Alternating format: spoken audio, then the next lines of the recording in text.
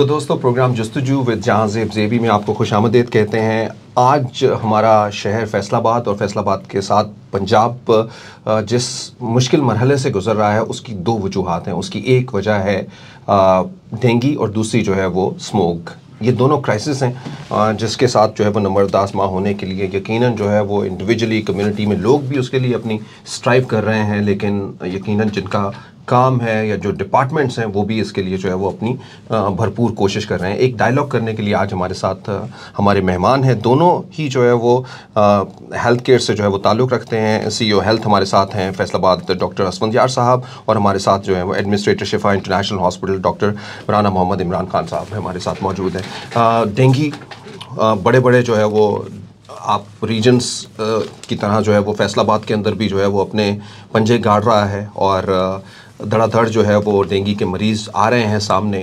In comparison ये कहा जा सकता है कि दूसरे बड़े रीजन से जो है वो इसका मुकाबले में कम केसेस जो है वो आपके जो है वो अभी डैशबोर्ड के ऊपर है। ये वजह जो है वो क्या है? लोग अवेयर नहीं हैं, इतना वो आ नहीं रहे, आप तक पहुंच नहीं पा रहे हैं, या फिर जो है वो दूसरी जानिब आप ये समझे कि वो करवाते ही नहीं हैं, अपना टेस्ट ही नहीं करवाते। नहीं, इसमें अगर हम सबका कुछ सालों का डाटा देखें सही, तो सन 2023 में सबसे ज़्यादा पेशेंट्स रिपोर्ट हुए हैं फैसलाबाद में डेंगू के, ठीक, जो कि 546 आज का फिगर है। सही। और अगर हम लार्वा डिटेक्शन रेट देखें कि जहाँ से डेंगू का लार्वा मिला है, वो कोई 37,000 से ज़्यादा स्पॉट्स हैं जहाँ पे सर्वेलेंस के दौरान हमारी टीम्स ने इंडोर और आउटडोर जगहों से डेंगू का लार्वा डिटेक्ट किया और फिर उसको तल्फ़ किया गया है। फिर वहाँ एक्शंस हुए हैं, केमिकल एक्टिविटीज़ भी की हैं जहाँ पानी को गिराना या तल्फ़ करना मुमकिन नहीं था मैकेनिकल तरीके से। वहाँ फिर हम अद्वियात का इस्तेमाल करते हैं, इसमें टेमीफॉस और साइकोमेथ्रीन हमारे पास मेडिसिन होती है, वो हम इस्तेमाल करते हैं। इस तरह यानी अगर हम देखें तो सर्वेलेंस एक्टिविटीज़ बहुत ज़्यादा हुई हैं। लेकिन इस साल चूँकि कुछ क्लाइमेट चेंज थी और टेम्परेचर जो है जो कि इस मच्छर की अफजाइश के लिए ये 20 डिग्री से लेके अगर 40 डिग्री के दरमियान रहता है तो ये इसका फेवरेबल एनवायरनमेंट है। तो इस साल कंड्यूसिव एनवायरनमेंट इसको मिला है, बारिशें ज़्यादा हुई हैं और टेम्परेचर उस तरह राइज़ नहीं किया, लो नहीं चली, और इस वजह से जो है मच्छर भी ज़्यादा उसमें एडल्ट पॉपुलेशन मिली है, लार्वा भी ज़्यादा मिला है, और इसकी वजह से ही जो है वो डेंगू के पेशेंट्स भी ज़्यादा रिपोर्ट हुए। बिल्कुल सही।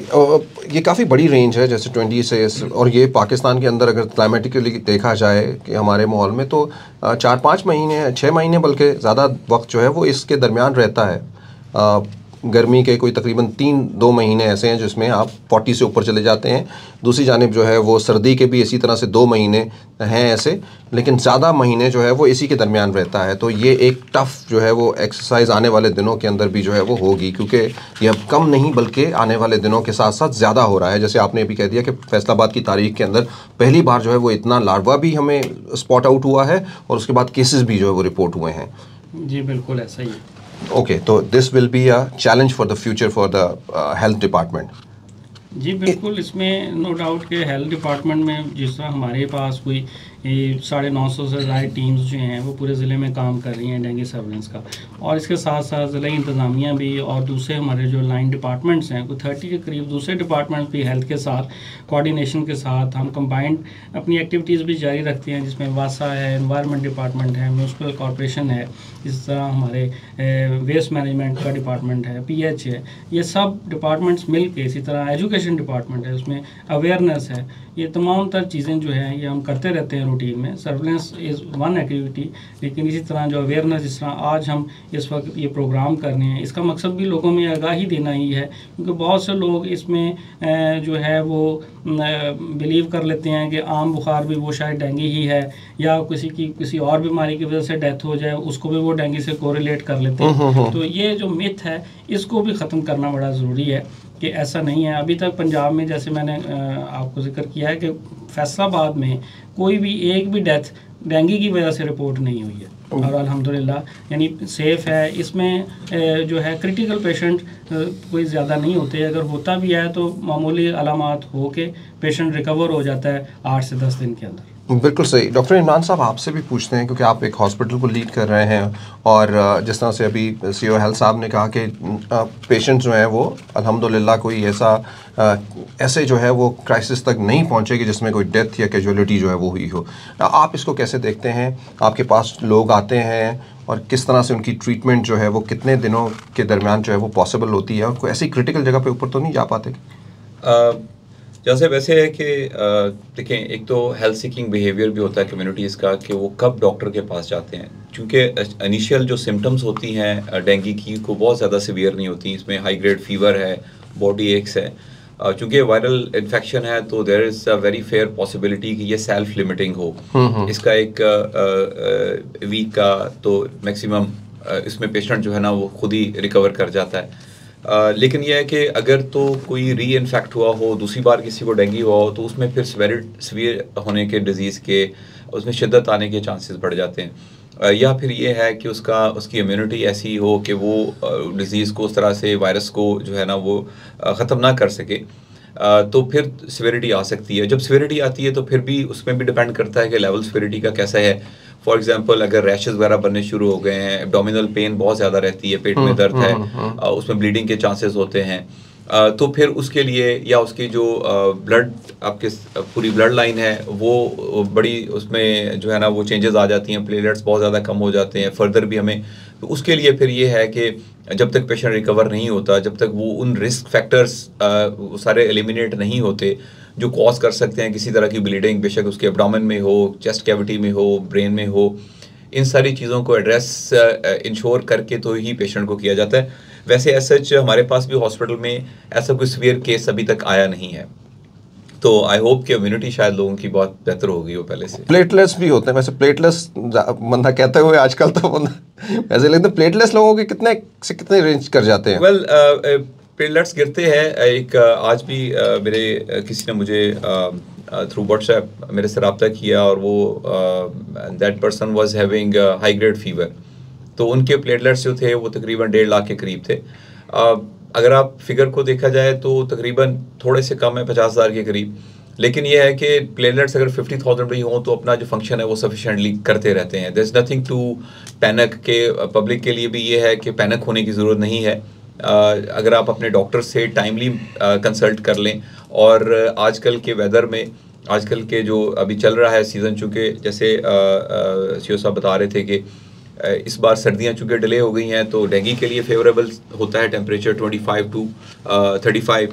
तो अभी ये है कि ग्रोथ बहुत ज़्यादा हो रही है, तो इस मौसम में स्पेशली अगर आप जूसेस का इस्तेमाल ज़्यादा करें, हाई प्रोटीन डाइट लें जिससे कि आपकी इम्यूनिटी ज़्यादा स्ट्रॉन्ग हो, तो वो हेल्प आउट कर सकती है in actually interacting with the virus. और एक बात मैं पब्लिक सेक्टर के हवाले से भी पब्लिक के लिए रिक्वेस्ट करूँगा कि देखें, कोई भी पब्लिक सेक्टर हो, कोई भी गवर्नमेंट हो, बड़े लिमिटेड रिसोर्सेज होते हैं, स्पेशली जब आपके पास 9 मिलियन की पॉपुलेशन है और वो बड़ी स्कैटर्ड पॉपुलेशन है। आपके पास फैसलाबाद बीइंग बड़ा हाई रिस्क एक है, अगर हम हेल्थ के हवाले से देखें, यहाँ पे हंड्रेड्स जो हैं वो ब्रिकलेंस हैं, हमारे पास नोमैड्स की बहुत ज़्यादा हैं, ग्रेवयार्ड्स बहुत ज़्यादा हैं। It's a huge district, Pakistan का तीसरा बड़ा शहर है। तो अगर आप डिपेंडेंट होंगे हेल्थ डिपार्टमेंट पे या डिस्ट्रिक्ट एडमिनिस्ट्रेशन पे, तो फिर ये लोग सब कुछ मैनेज नहीं कर सकते। जैसे 900 टीम्स हैं आपके पास 20 या 30 डिपार्टमेंट्स जो हैं वो काम कर रहे हैं, तो इन लोगों को आपकी हेल्प की बड़ी ज़रूरत होती है कि आप लोगों की तरफ से खुद जो इन्होंने आपको हदायत बताई, अगर हम अपने इर्द गिर्द उन चीज़ों को मैनेज करें तो आपको एक पार्टनर का रोल अदा करना पड़ता है हेल्थ डिपार्टमेंट के साथ भी और डिस्ट्रिक्ट एडमिनिस्ट्रेशन के साथ भी। इनका काम आसान हो जाएगा और लोगों की जो ज़िंदगी है वो सिक्योर हो जाएगी। It's a community call actually, कि आपको अपना जो है वो हिस्सा डालना है इसके अंदर। सब कुछ जो है वो किसी दूसरे के बारे में नहीं सोचे कि आपको आके कोई रेस्क्यू करेगा, और ख़ास करके जैसे हमारी तरह के थर्ड वर्ल्ड कंट्रीज़ के अंदर जो रिसोर्सेज हैं वो सारे। अच्छा, लेकिन डॉक्टर साहब, सीईओ हेल्थ साहब की जानिब आते हैं। यकीनन जो है वो हमने देखा एक बड़ी कम्प्रीहेंसिव कैंपेन जो है वो लॉन्च की हुई है डिस्ट्रिक्ट गवर्नमेंट के अंदर और आपके प्लेटफॉर्म के ऊपर।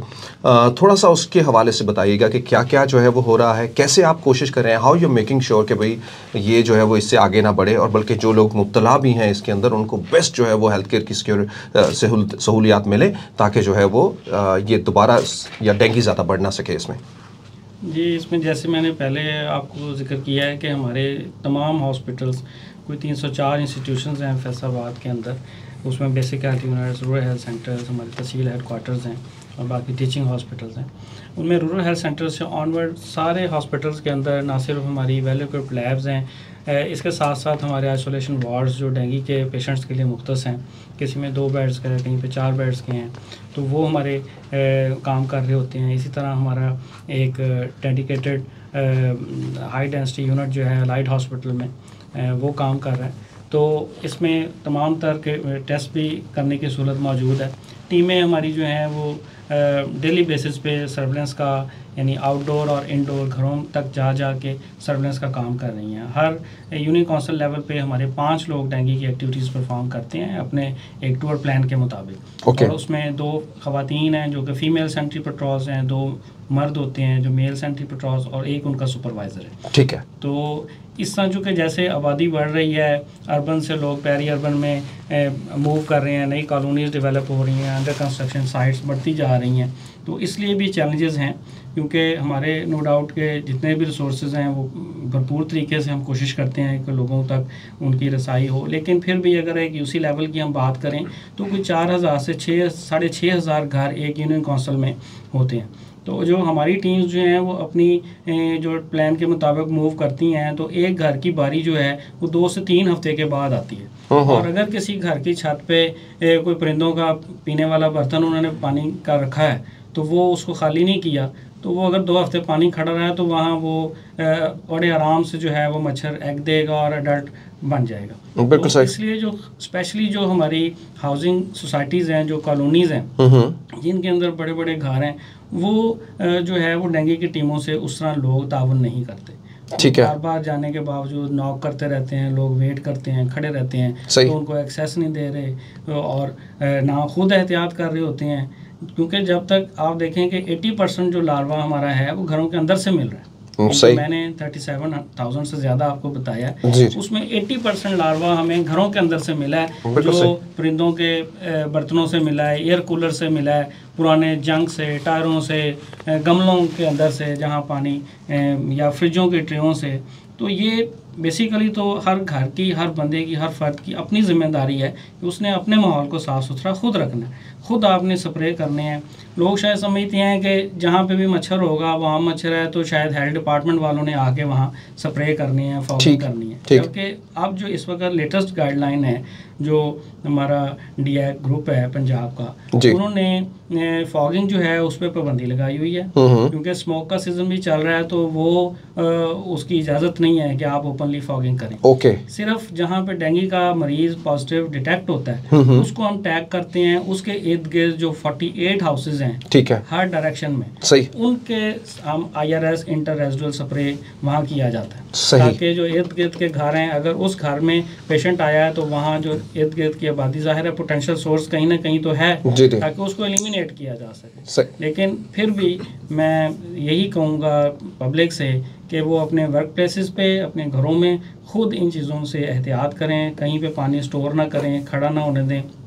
जब तक हम ये नहीं करेंगे इस बीमारी से हम अपने आप को महफूज नहीं कर सकते। अच्छा, ये अभी आपने एक बात की है स्प्रे की, और आपने लोगों को भी ये तलकीन की है कि स्प्रे करें। वो स्प्रे अगेन जो है वो दूसरी साइड पे एंटोमोलॉजिस्ट जो है वो ये कहते हैं कि स्प्रे जो है वो बहुत सारे ऐसे भी इंसेक्ट को मार देता है जब हम कोई भी स्प्रे करते हैं जो आपके लिए, आपकी बॉडी के लिए नेसेसरी होते हैं। तो ये थोड़ा सा क्रिटिकल नहीं बन जाता इसके दरमियान से गुजरना? आप दोनों डॉक्टर आज़ाद से मैं चाहूँगा कोई भी इसका जवाब दे दे। वेल डेफिनेटली देखें, एक इकोसिस्टम होता है पूरी जो है नेचर का, तो जब भी आप उसको डिस्टर्ब करते हैं, जैसे there was a time when I was working with the health department, तो वहाँ पे ये जो हमारा राजपा रोड का नाला है वहाँ पे जो आम मच्छर होता है वो वहाँ पे उसकी बहुत ज़्यादा बहुतात थी। तो हमारे जो ताजर भाई हैं उन्होंने रिक्वेस्ट की और वहाँ पे उन्होंने स्प्रे करवा दिया, ऑल्दो कि वो रिकमेंडेड नहीं था। तो हुआ क्या कि हर जो स्पीशी है वो फाइट करती है for its survival in the nature. तो हुआ क्या कि हमने जो नॉर्मल मच्छर था वो मर गया, तो उसके बाद वहाँ पे डेंगू बन गया। तो उसके बाद में लार्वा जो है वो हमने रिकवर किया। तो ये है कि प्रिवेंशन जो है वो बेस्ट मेजर है। जब आप एक चीज़ आपके सर के ऊपर आ जाती है तो फिर उसके साथ आपने कन्फ्रंट करना, उसको किल करना, वो फिर एक डिफरेंट वॉर फील्ड है, उसको आप हाँ जी। तो ये है कि बीमारी को या किसी चीज़ को अपने में पहुंचने से पहले उसका तदारक करना सबसे बेहतरीन तो यही अमल है जी। Very nice. जाहिर बात है इसमें आपके लिए कोई ज़्यादा मुश्किल भी नहीं है, अपने लाइफस्टाइल को थोड़ा सा चेंज करें और थोड़ी सी कुछ हैबिट्स जो हैं वो उसको चेंज करें तो आप बहुत सारी चीज़ें बेहतर कर सकते हैं। सीओ हेल्थ साहब आपकी तरफ दोबारा से आता हूँ। डेंगू क्योंकि बिकॉज हमारा अभी मौजू भी है, we will shift to the smoke. जो एक और इम्पॉर्टेंट जो है वो, क्या स्मोक की वजह से भी डेंगू के कोई आप समझिए कि उसकी अफजाइश के अंदर कोई हो सकता है? Is this a right question? नहीं, ये कोई इसकी कोरिलेशन ऐसा है था नहीं कोरिलेशन नहीं है। ठीक है, स्मोक ज्यादा होने से मच्छर को फर्क पड़ेगा, ओके, या वो कम हो ज्यादा हो, नहीं सही, कोई ऐसा नहीं। बिल्कुल सही है। चलिए अब थोड़ा सा डेंगू के हवाले से और बता दीजिएगा कोई, अगर आप बताना चाहें हमारे सुनने वाले, क्योंकि ये बेसिकली हमारा मकसद ही इस प्रोग्राम को ये है कि हम कम्युनिटी की हेल्प कर सकें और it is a little service for the community कि भाई आप लोग जो है वो लोगों को बता सकें कि इस तरीके से अपना लाइफस्टाइल और ऐसे ऐसे चेंज करना है, या ये जो है वो हमारी डिपार्टमेंट जो है वो कर रही है लोगों के लिए। जी बिल्कुल, जैसे मैंने पहले जिक्र किया है कि हमारी डेली बेसिस पे सर्वेलेंस जो है, टीमें घर घर जाके न सिर्फ घरों के अंदर बल्कि जहाँ भी किसी के बिज़नेस स्पॉट्स हैं, फैक्ट्रियाँ हैं, मिलें हैं, किसी की शॉप्स हैं, वहाँ पे भी हम सर्वेलेंस अपनी जारी रखते हैं। जितने भी हॉट स्पॉट्स हैं वो हमने आइडेंटिफाई किए हुए हैं, जिसमें जैसे इंडस्ट्रीज़ हैं, कोई अंडर कंस्ट्रक्शन बिल्डिंग्स हैं, स्कूल्स हैं, सर्विस स्टेशन हैं, कोई और इस तरह की फैक्ट्रीज़ हैं जहाँ पे पानी का इस्तेमाल है, जैसे मार्बल फैक्ट्रीज़ वगैरह हैं यहाँ पे, या सीमेंट की टाइल्स जहाँ बनती हैं वो पानी स्टोर करते हैं। तो वो हमारे कब्रिस्तान जिस तरह हैं, तो वहाँ पे भी आपने देखा होगा कि लोग वो जाते हैं, वो हर हफ्ते वो वहाँ पे वो कब्रों के साथ बर्तन रख देते हैं और उनमें पानी डाल के आ जाते हैं, और उसके बाद वो पानी खड़ा रहता है, उसको कोई बंदा दोबारा नहीं देखता। जब तक वो शख्स दोबारा जाएगा, वो 2 हफ्ते बाद जाए, जब भी जाए, तो उसमें बारिश का पानी भी इकट्ठा होता रहता है और कब्रिस्तानों से बहुत ज़्यादा लार्वा जो है वो डिटेक्ट हुआ। अच्छा, मैं एक साइंटिस्ट से मिला तो उन्होंने मुझे बताया कि ये ट्रैवल भी करते हैं, मतलब ट्रैवल आपकी अपनी चीज़ों के साथ कर सकते हैं, जैसे गाड़ियाँ अगर एक जगह से दूसरी जगह जाती हैं तो वहाँ भी कर सकते हैं। Even I asked question that first time कब कैसे जो है वो डेंगू आ गया, जब जाहिर बात है तो ये किसी न किसी ऐसे, तो वो बताया कि भाई ये किसी एक मुल्क से दूसरे मुल्क के अंदर जो है वो ऐसे पहुंचा और फिर वहाँ से जो है वो अपना लार्वा, जिस तरह से जाहिर बात है उसकी क्रिएशन कुछ बिल्कुल ये आपने दुरुस्त कहा है कि क्योंकि पहले जब 2011 से पहले आप देखें उस वक्त तो डेंगू का नाम ही नहीं था, शायद किसी ने सुना हो। तो कुछ टायर इंपोर्ट हुए तो उनके अंदर इसका लार्वा आया, और जैसे ही उसको फेवरेबल एनवायरनमेंट मिला, पानी मिला, क्योंकि इसकी ग्रोथ के लिए पानी का होना, साफ़ पानी का होना बहुत ज़रूरी है, और इसीलिए हम कहते हैं कि माहौल को खुश्क रखें, साफ़ पानी खड़ा ना होने दें। चाहे एसी के आउटलेट हैं उसके नीचे भी आप बाल्टी ना रखें, पानी कलेक्ट ना होने दें। तो इसी तरह day by day, year wise अगर हम देखें तो दुनिया के बहुत से ममालिक वो हर साल नए ऐड हो रहे हैं जहाँ पे डेंगू के मरीज़ जो डिटेक्ट हो रहे हैं, यानी पहले उनमें डेंगू का मरीज़ नहीं था, और अब हर साल जो है उन ममालिक की फहरिस्त में इजाफा होता चला जा रहा है। तो Pakistan is also one of them, और हम इस चैलेंज को हम देख रहे हैं कि ये एक बड़ा ज़बरदस्त चैलेंज है, और इसको फेस करना गवर्नमेंट के लिए अकेले या डिपार्टमेंट्स के लिए मुमकिन नहीं है, जब तक जो लोग हैं वो ख़ुद से अपनी एहतियाती तदाबीर ना अपनाएं, साफ़ पानी को ना खड़ा होने दें, अपने छतों पे काट कबाड़ ना रखें, स्प्रेज का एहतमाम करें, कोई अगर टूटियाँ या पानी के ऐसे लीक कर रहे हैं उनको रिपेयर करवाएं, अगर जालियाँ जो हैं वो अगर क्रैक हो गई हैं उनको रिपेयर करें। वाटर स्टोरेज टैंक्स अक्सर औकात लोगों ने, क्योंकि वहाँ वाटर सप्लाई का पानी आ रहा है तो वो स्टोर करते हैं उसको, और ओपन उन्होंने कंटेनर्स रखे होते हैं घरों में, और वहाँ से बहुत तादाद में लार्वा मिल रहा है। तो एक तो ये है कि अगर पानी आपने रखना भी है तो उसको ढक के कवर करके रखें और डेली बेसिस पे उसको चेंज करें।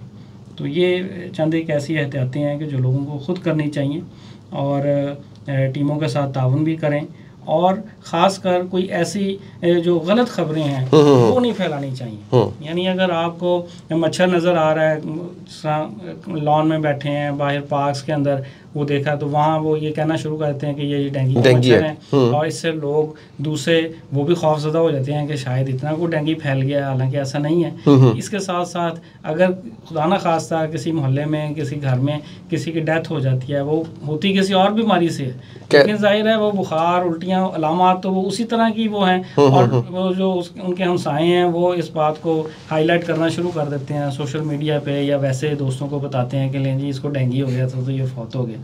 जबकि जब हम वहाँ हमारी टीमें पहुँचती हैं, उनके टेस्ट देखते हैं, वो भी नॉर्मल होते हैं, कोई डेंगू की उस तरह से उसमें हिस्ट्री नहीं होती।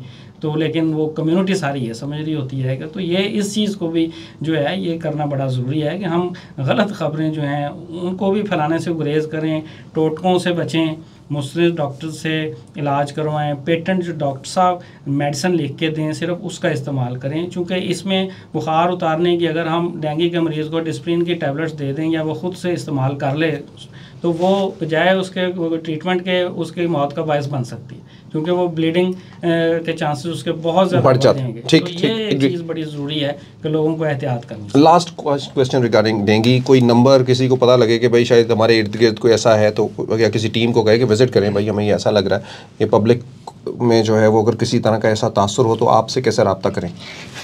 इसमें जो है हमारे डिप्टी कमिश्नर ऑफिस में भी हमारा कंट्रोल रूम है, उस नंबर पे भी इतला की जा सकती है। एक डेंगू का कंप्लेंट जो चीफ मिनिस्टर का पोर्टल है उस पर भी कोई भी शहरी जो है अपनी वो शिकायत दर्ज करवा सकता है, चाहे वो किसी भी महकमे से रिलेटेड होगी, कहीं पे पानी खड़ा है, कोई सीवरेज का इशू है, कोई पार्क में सफाई का इंतज़ाम नहीं है, या कोई भी ऐसा इशू जो कि डेंगू पनपने का बायस बन सकता है, उसकी आप कंप्लेंट, हर शहरी का हक है कि वो इलाज करवाए। वो जिस डिपार्टमेंट से भी रिलेटेड होगी उसमें हम बाउंड है, वो डिपार्टमेंट्स के 2 दिन के अंदर हम रिजॉल्व करते हैं। और जो 2500 मैंने आपको बताया कि हमारे डैशबोर्ड पे रिफ्लेक्ट हुई हैं कंप्लेंट्स, अल्हम्दुलिल्लाह वो सारी रिजॉल्व हुई हैं। और कुछ ऐसी थी जो ट्रेस नहीं हो सकी, उन लोगों से रब्ता नहीं हो सका, उन्होंने कोई नंबर ऐसा गलत दे दिया, वो मिनिमल थी, लेकिन अल्हम्दुलिल्लाह 99% जो है उनमें वो रिजॉल्व हुई। बिल्कुल सही। डॉक्टर साहब आपका बड़ा बड़ा शुक्रिया जी। इस हवाले से जो है वो आई विल गो टू, क्योंकि हमारा दूसरा मौजू भी जो है वो बहुत ही अहमियत का हामिल है, और डॉक्टर राना मोहम्मद इमरान साहब हमारे साथ मौजूद हैं। पर्पसफुली मेरा था कि मैं इनसे स्मोक की जो है वो जानूँ, क्योंकि ये एक बहुत ही क्राइसिस है। एक ऐसा मुल्क जिसको हम फूलों का मुल्क जो है वो कलियों का मुल्क जो है वो समझते भी थे, हैं भी समझते हैं, लेकिन इसके बड़े बड़े शहर जो है वो इस वक्त क्राइसिस में हैं, और दुनिया के इंडेक्स के अंदर स्मोक के हवाले से जो है वो पोल्यूशन के हवाले से जो है वो टॉप रैंकिंग कर रहे हैं। Either talking about Lahore, Faisalabad भी जो है वो पीछे नहीं है किसी से, और ज़ाहिर बात है जब इर्द गिर्द दूसरे भी बहुत सारे ऐसे जो है वो शहर हैं। डॉक्टर साहब थोड़ा सा बताइएगा कि स्मोक जो है वो कितना बड़ा चैलेंज है हमारे लिए। आपने देखा होगा कि आज के साथ जो है वो बच्चों को एक आध जो है वो वेकेशन भी दे दी गई है। यकीनन जो है वो इन सब बातों से जो है वो एक तरफ तो ये मालूम पड़ता है कि कितनी इंटेंसिटी है, और ख़ास करके जब आप 3-4 बजे भी को लाहौर का रुख करें तो मोटरवे पे आपको लग रहा होता है कि जैसे पता नहीं बादल आए हुए हैं या धुंध छाई हुई है। इट इज़ वेरी डिफ़िकल्ट कि आप उसके अंदर डिफ्रेंशिएट करें, लेकिन उस वक्त जब आप सांस लेते हैं तो आपको ये फीलिंग जो है वो आपको बताती है कि समथिंग अनयूजुअल। जहाँ से स्मोक जो है ये बहुत बड़ा चैलेंज है डेफिनेटली जी, क्योंकि जिस तरह से हम टेक्नोलॉजी में एडवांसमेंट्स हो रही हैं, हमारे यहाँ जिस रफ्तार से ऑटोमोबाइल इंडस्ट्री ग्रो कर रही है, तो डेफिनेटली इन फ्यूचर हम तो ये एक्सपेक्ट कर रहे हैं कि अगर हमने प्रिवेंटिव मेजर्स ना लिए, कोई इमरजेंसी प्रिवेंटिव मेजर्स, तो ये चीज़ें जो हैं ये ग्रो करेंगी, स्मोक और ज़्यादा होगी, हमें इससे बड़े चैलेंज का सामना करना पड़ेगा if we do not take preventive measures over it. तो अब ये है कि हमारे सोसाइटी में जैसे आपने कहा कि एक तो विजिबिलिटी का इशू है, विजिबिलिटी का इशू तो बहुत माइनर इशू है। मेजर इशू ये है कि क्योंकि सर्दियों में इन्फेक्शन रेट वैसे बढ़ जाता है, रेस्पिरेटरी इलनेसेस, अगर किसी को एस्थमा है तो वो उसमें शिद्दत आ सकती है। ऊपर से बड़ा चैलेंज ये आ गया कि जो स्मोक है इसका असल में पहले फ़र्क समझ लीजिए कि फॉग जो है, What is the difference between smoke and fog? Fog जो है, फॉग के अंदर जब पोल्यूशन होती है इन टर्म्स ऑफ जो आपकी जो एयर पोल्यूशन है उसमें फिर आगे फर्दर ये है कि बहुत सारी गैसेस हैं। फॉर एग्जांपल अगर मैं गाड़ी चलाता हूँ तो गाड़ी का जो एग्जॉस्ट है वहाँ से नाइट्रस ऑक्साइड निकलती है। बिल्कुल सही। जब वो फिर आपकी जो डस्ट है उसके साथ और जो नमी होती है हवा के साथ उसके साथ मिलके, फिर इसके साथ सल्फर ऑक्साइड है, फिर इसमें से कुछ वोलेटाइल कंपाउंड्स होते हैं। जैसे मैं फ्यूल डलवा रहा हूँ, आपने शायद नोटिस किया हो जब वो तेल डाल रहे होते हैं गाड़ी के अंदर, तो आप शीशे में देखें तो आपको शीशे में हल्के से फ्यूम्स नजर आते हैं। बिल्कुल सही बात। वो वोलेटाइल कंपाउंड्स हैं, वो फ्यूल के कंपाउंड्स हैं जो हवा में शामिल हो जाते हैं, और वो फिर ये सारे मिलके एक ऐसा कंपाउंड बनाते हैं जिसका मॉलिक्यूलर साइज बड़ा होता है, जो कि जिससे इरिटेशन होती है आपकी आइज़ को, आपके थ्रोट को, और फिर ये लंग्स में जाके जो है ना वो लंग फील्ड को डैमेज करता है। आप और जितनी भी रेस्पिरेटरी इलनेसेस होती हैं, किसी को जो एस्थमा वगैरह है तो उसकी शिद्दत में इजाफा हो जाता है। अब हमारे शहर में चूँकि जैसे हमने पहले जिक्र किया कि बहुत सारे फैक्टर्स हैं, एक तो गाड़ियाँ बहुत ज़्यादा हैं, दूसरा ये है कि भट्टे बहुत ज़्यादा हैं, भट्टों की एक अपनी वहाँ से जो कार्बन के ऑक्साइड्स हैं वो जाते हैं, वोलेटाइल कंपाउंड्स के बारे में बात कर लिया। तीसरी जो सबसे इम्पॉर्टेंट चीज़ है कि फैसलाबाद चूँकि बीइंग एन इंडस्ट्रियल सिटी, तो यहाँ पे इंडस्ट्री में बहुत ज़्यादा चूँकि गैस की शॉर्टेज होती है, तो वो प्लास्टिक है, फिर वो जो मकई का होता है शेल जो होता है उसको यूज़ करते हैं जलाने के लिए। तो इस तरह से एक बहुत जो है ना हमारी इन्वायरमेंट ज़्यादा पोल्यूटेड है एज़ कम्पेयर टू कुछ ऐसे शहरों से जो कि जहाँ पे इंडस्ट्री कम है। बिल्कुल सही, और जारी बात है उसी का फिर असर जो है वो हमें करना पड़ता है। लेकिन ये जो सनती तरक्की है इसका पे बैक आम लोगों को करना पड़ रहा है। डेफिनेटली जी। और अगर हम देखें, जैसे आपने कहा कि हम फूलों और इसको कलियों का शहर मुल्क समझते थे, बिल्कुल ऐसा ही था। कुछ ना कुछ हमसे गड़बड़ ज़रूर हुई है। हमें अपना ओवरऑल देखें, कोई भी डिपार्टमेंट, जैसे मैंने पहले कहा है कि हेल्थ डिपार्टमेंट स्मोक से नहीं लड़ सकता। बिल्कुल सही। स्मोक जो है ये नेचर का रिएक्शन है, जो हम टेम्परिंग करते हैं, नेचर के साथ छेड़खानी करते हैं, उसका रिएक्शन है। हम हमारे जो ग्रीन एरियाज हैं हमारी जो वो कम कर रहे हैं, बिल्कुल कम हो रही हैं। हमारे अर्बनाइजेशन ज़्यादा हो रही है, कॉलोनी ज़्यादा डेवलप हो रही हैं। तो एक तो ये है कि ट्रीज़ ख़त्म हो रहे हैं, दूसरा ये है कि अभी जिसके बस में जो आता है वो उतना अपना हिस्सा डाल रहा है टू एक्सप्लॉइट द एनवायरनमेंट। किसी ने अपने घर के बाहर अगर कोई कूड़ा इकट्ठा किया उसको आग लगा देते हैं। हम अपनी फील्ड्स को अभी बहुत बड़ा एक हमें चैलेंज आने वाला है, क्योंकि चावल की काश्त जो है वो अभी चावल बिल्कुल तैयारी के करीब है जी जी, तो जो उसकी रेमिनेंट्स होती हैं हम उसको भी जला देते हैं। तो इस तरह से हमें ओवरऑल एज अ नेशन अपना जो लिविंग स्टाइल है या अपना बिहेवियर है टुवर्ड्स दिस कंट्री, उसके ऊपर नजरसानी की ज़रूरत है। एग्जैक्टली। सो रेदर देन कि आप उस वक्त का इंतज़ार करें कि ये कोई डिज़ास्टर बन जाए और इतना बड़ा जो है वो ये कोई चैलेंज बन जाए, डॉक्टर साहब रेमेडीज़ जो है वो, because that is very important from lower level to upper level, हर जो हमारे सुनने वाले हैं उनको बताएं कि किस किस तरीके से जो है वो स्मोक से बचा जा सकता है, और उसके लिए जो है वो एज ए डॉक्टर जो है वो आम लोगों को क्या कुछ करना है, खाना क्या है, बचना क्या है, पहनना क्या है, किस तरह से। देखिए, एक तो पानी का इस्तेमाल ज़्यादा करें, एक्चुअली आपको फिल्टर आउट कर देता है बॉडी को सारे जितने भी आपके हेल्थ हैजर्ड्स होते हैं। दूसरा ये है कि पानी और जूसेस, प्रोटीन्स डाइट जो है वो आपको बड़ा हेल्प आउट करती है in fighting any kind of infection और डिजीज। सही। उसके बाद ये है कि बाहर निकलते वक्त मास्क ज़रूर पहने, बच्चों का जो एक्सपोजर है बाहर का उसको मिनिमम रखें, सन ग्लासेस का इस्तेमाल करें इरिटेशन के लिए। और सबसे इम्पोर्टेंट ये है कि जब आप घर आते हैं तो अपने हाथ मुंह धो लें अच्छी तरह से, नाक को अच्छी तरह से अंदर से पानी डाल के उसको साफ़ कर लें, क्योंकि वो कंपाउंड्स जो हैं actually stays in on or जो हमारी सरफेस होती है जिल्द के अंदर, नाक के अंदर, आँखों के अंदर, तो वो अगर ज़्यादा अरसे के लिए रहेंगे, ज़्यादा देर के लिए पड़े रहेंगे तो इट कैन कॉज डैमेज, तो आप उसको वॉश आउट कर लें। फिर ये है कि हम अपने इर्द गिर्द कोशिश करें कि आग हम ना जलाएं, बाहर अगर कूड़ा है तो उसको ना करें।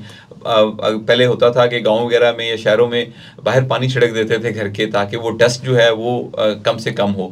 चूँकि वेदर चेंज बहुत बड़ी आई है तो उस तरह से अब सर्दी वगैरह भी नहीं है, सर्दियों का मौसम बहुत डिले हो जाता है, तो हमें कुछ अपने तौर के ऊपर प्रिवेंटिव मेजर्स लेनी पड़ेंगी। पब्लिक सेक्टर के ऊपर भी बहुत ज़्यादा अवेयरनेस की ज़रूरत है। हम देख रहे हैं कि गवर्नमेंट्स जितनी भी आती हैं कुछ एक स्टैंडर्ड मेजर्स हैं जो वो ज़रूर लेती हैं। हर गवर्नमेंट आपको बताती है कि आपने फील्ड्स में आग नहीं लगानी, तो लोगों को एक्चुअली ओन करना पड़ेगा इस मुल्क को अपने बच्चों को ओन करना पड़ेगा। बच्चों को ओन करने का मतलब ये नहीं है कि मेरा बच्चे को अगर चेस्ट इन्फेक्शन हो गया तो मैं उसको हॉस्पिटल में ले जाऊं। मुझे अपने बच्चे की सेहत के लिए ज़रूरी है कि मैं आज कंट्रीब्यूट करूं for the betterment of the society में। हम ट्रीज ज़्यादा से ज़्यादा लगाएं यहाँ पे, अपने माहौल को साफ रखें, बिला वजह आग शाग ना जलाएं। और फिर ये है कि अगर हमें छुट्टी होती है तो हम गाड़ियां निकाल लेते हैं। तो जब हम छुट्टी में गाड़ियां निकालते हैं तो फिर वो नाइट्रस ऑक्साइड जो सबसे बड़ा, इसको हम फोटोकेमिकल स्मोक कहते हैं। तो फोटोकेमिकल स्मोक पाकिस्तान में सबसे ज़्यादा फोटोकेमिकल स्मोक है, एंड द कॉज इज जो हमारी एक ये गाड़ियों की वजह से पोल्यूशन है। तो अब ये है कि स्टे रखें, घर में अंदर स्टे करें। दूसरा ये कि इंडिया की वजह से भी, इंडिया में भी चूँकि बहुत बड़ा एक एग्रीकल्चर लैंड है, एरिया है, वहाँ से भी ये होता है कि कई बार हवाएं चलती हैं तो वहाँ से भी जो पोल्यूशन है वो सारी पाकिस्तान की तरफ आती है। लास्ट टाइम ये रिपोर्ट भी हुआ था। तो we need to actually take some serious measures. बिल्कुल सही है। दोस्तों, आप सब लोगों को जो है वो इसमें एक सबसे बढ़कर यही है कि that's we need to understand कि हमारी रिस्पॉन्सिबिलिटी क्या है, और वो रिस्पॉन्सिबिलिटी जो है बहुत इंपॉर्टेंट। डॉक्टर साहब, एनीथिंग यू वांट टू से टू द पब्लिक जो हमें सुन रहे हैं? जी, स्मोक के हवाले से जैसे डॉक्टर साहब ने अभी जिक्र किया है, काफ़ी सारी जो एहतियाती तदाबीर हैं ये हम सबको करनी चाहिए। सही। इसमें बिल्कुल बात सही है कि जब तक कम्युनिटी जो है उसकी पार्टिसिपेशन नहीं होगी तो गवर्नमेंट या हमारे वसाइल वो तो कुछ भी नहीं कर सकता। बिल्कुल तो सही। हर बंदे को ये समझने की ज़रूरत है कि मैंने अपना हिस्सा खुद से डालना है, और अगर हम ये करना शुरू कर दें तो शायद इससे हम इस चैलेंज का मुकाबला कर सकें। बिल्कुल सही। साथ साथ जो हॉस्पिटल्स हैं जी, वहाँ पे बिल्कुल हम वेल इक्विप्ड हैं, हमारे काउंटर्स भी इस्टेब्लिश्ड हैं, मेडिसिन हमारे पास अवेलेबल हैं, जो कि स्मोक से रिलेटेड पेशेंट्स कोई आ रहे हैं इफेक्ट होके, तो उनको हम पूरी तरह से ट्रीटमेंट देने के लिए तैयार हैं। Thank you so very much जी। आप दोनों हजरात का, लेडीज़ एंड जेंटलमैन, हमारे दोनों मेहमान जो हैं वो हेल्थ केयर फ्रेटर्निटी के दोनों नामवर नाम जिन्होंने आज आपके साथ इस डिबेट के अंदर हिस्सा लिया। जो मुझे समझ लगती है वो यही है, मेरे ख्याल में ये सारी चीज़ें जो है वो इसी तरह से है, लेकिन अगर हर इंसान ने कोई ना कोई एक रास्ता तलाश करना होता, मैं चलिए आपको एक ऐसा रास्ता दिखाने की कोशिश करता हूँ जिससे आपको ऐसा लगे कि वो एक सवाब भी है और वो हमारे लिए ठीक भी है। वो है कि हमारे नबी पाक सल्लल्लाहु अलैहि वसल्लम ने ये कहा था कि सफाई जो है वो निस्फ ईमान है। तो अगर हम ये समझें कि ये सफाई जो है वो निस्फ ईमान है, जो अपने अंदर की भी हो और अपने बाहर की भी, इर्द गिर्द जिस तरह से हम अपने घर को साथ और बाहर देखते हैं, तो आई एम श्योर कि उसके साथ जो है वो ये दोनों मामलात जो है वो काफ़ी बेहतर हद तक जो है वो हल हो सकते हैं। यानी सफाई के ज़रिए ही जो है वो आप डेंगू से भी बच सकते हैं, सफाई के ज़रिए ही जो है वो आप स्मोक से भी बच सकते हैं, यानी उसका ख्याल रख के।